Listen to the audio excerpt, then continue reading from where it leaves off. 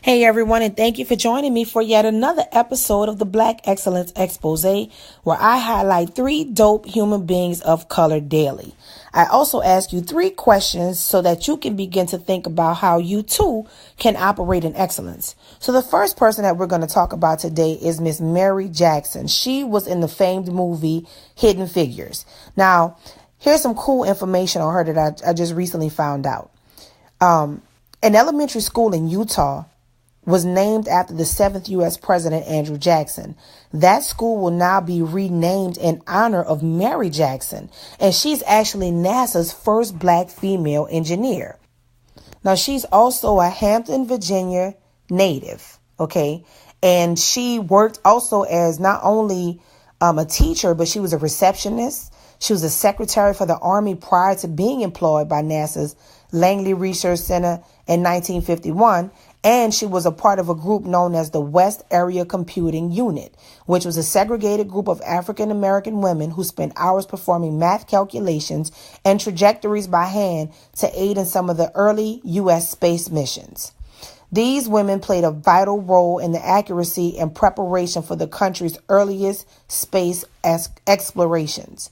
So, guys, if anybody's listening, you have not seen Hidden Figures, the adaptation of that just on screen, absolutely amazing. Just great acting, great storyline, and it's a true story. Definitely check it out if you have not. So now, guys, I want to ask you the first question. How can you fulfill a need? Is there something that you see going on around you, something that you may be seeing? You say, man, that needs to be changed, or they need help with that. But you know that you're not the person that's really equipped to help them. Maybe God might put on your spirit the person that can help them or the situation that can add value to them. So I don't want you to get caught in a space of, well, I mean, you could ask me that every day, Robin, but I mean, I don't know how I can fulfill a need or whatever. Well, you may see where that may be the case, but maybe you know the person that can help fulfill the need. So even if you passing by something daily and you're thinking that you don't really have the juice to do it, you just never know. Your job might actually be just to connect the dots. So whatever the case may be, I want you to be mindful, and I definitely want you to, don't waste that opportunity to be great. Don't do it, because there's something going on around you. It's always something going on around us where we can help. So figure out how you can fulfill a need for someone. So the second person I want to speak on today is Floyd E. Norman. He is an animator, comic book artist, and a script writer who made history in 1956 by becoming the first African-American cartoon animator at the Disney Studios. He worked directly with Walt Disney himself. Now, Norman registered at the Art Center College of Design in Pasadena, majoring in illustration in 1956. During his 3rd year there, Norman was invited to work at Walt Disney Productions as an animator on the film Sleeping Beauty. Man, I remember seeing Sleeping Beauty when I was small. I had no idea a black man worked on it. That's interesting. So he ended up dropping out of school, actually, because that was his dream job. So he worked on Sleeping Beauty, and when it was over in 1958, he actually ended up getting drafted and served in the military for a couple years during the Korean conflict. Now, in 1960, Norman returned back to the Disney studio to work on some of our favorites. So check this out. He worked on 101 Dalmatians, The Sword, The Jungle Book, Mulan, The Hunchback of Notre Dame, Dinosaur, and Toy Story 2. He actually ended up working on the Pixar film Monsters, Inc. And after he finished working on that, he officially retired. But something that he did that was really cool that I want to speak on, he had a business partner and a fellow animator named Leo Sullivan, and they created something called AfroKids.com, and it's an internet site that promotes multicultural and African American images to children. So I think that that's amazing. He was able to use his gifts and talents that he honed at Disney, and he actually began to, create something for the African American community. So I think that that is amazing, and it's definitely worth giving him kudos on. So guys, after listening to that story, that actually is a good segue into my second question of the day. And the second question for you is this: what have you learned that you can teach other people? What do you have that you can package and either sell or give away, or do both, sell and give away?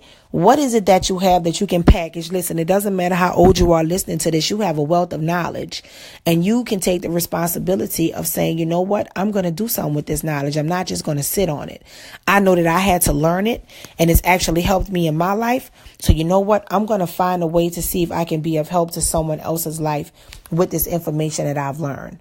So think about that. What is that going to look like for you? Because you know what? Every time you're able to help another person, that just multiplies. You have no idea. When you help one person, depending on what you help them with or what that situation means to them, they can take that blessing and pass it on to somebody else and then them to someone else. And so y'all see it's like it's you paying it forward. So definitely think about that. What wisdom and knowledge do you have that could be a definite blessing to others? I think it's amazing to just know that you have a wealth of information. And, you know, just begin to see God on how he wants you to let it out. But ask the Lord, like, hey, Lord, how can I, do this? Like, lead me and guide me. Show me what it is that I have already. What's in my tank? What do I have that I can pour out in others? What's in my overflow? What is in my overflow of knowledge that I can begin to share with others and I can, make their lives better?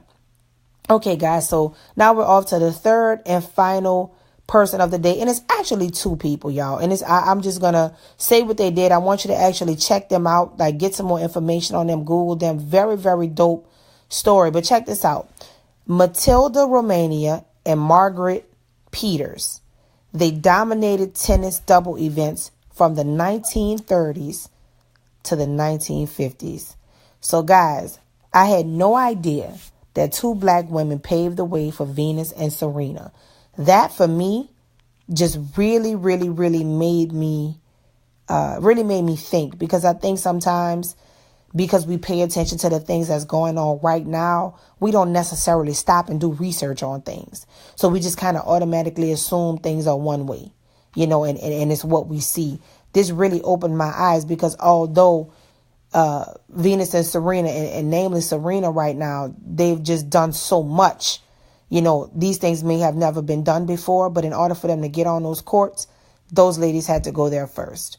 So kudos to them. Absolutely blessed by that story. And y'all, honestly, their story is super interesting. So I want you to, seriously, go and check it out. It really is interesting. It'll be worth a read. Okay, guys. So that brings us to the third and final question of the day. This question is simply, how can you help people by doing you? What is your authentic thing about you? What is your unique gift about you? How can doing you bless other people? Think about it. We all have something unique. We all have something purposeful that God has put in us. And it's something that only we can do the way that we do it. What is that for you? Once you figure out what that is, you need to figure out, how can I operate in excellence by being myself?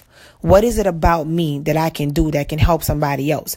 Because who you are is valuable, and it's at the same time, it's invaluable, believe it or not, because you can't put a price on it. So that's why if you're whoever you are, specifically the way God intended you to be, if you have something in you, trust me, there is somebody that needs it, and they can only get it from you, because that's how it's set up.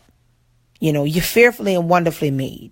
You're not made with foolishness and drama. You're fearfully and wonderfully made. So I want you to keep that in mind. Ponder these three questions. Definitely, you guys, keep going.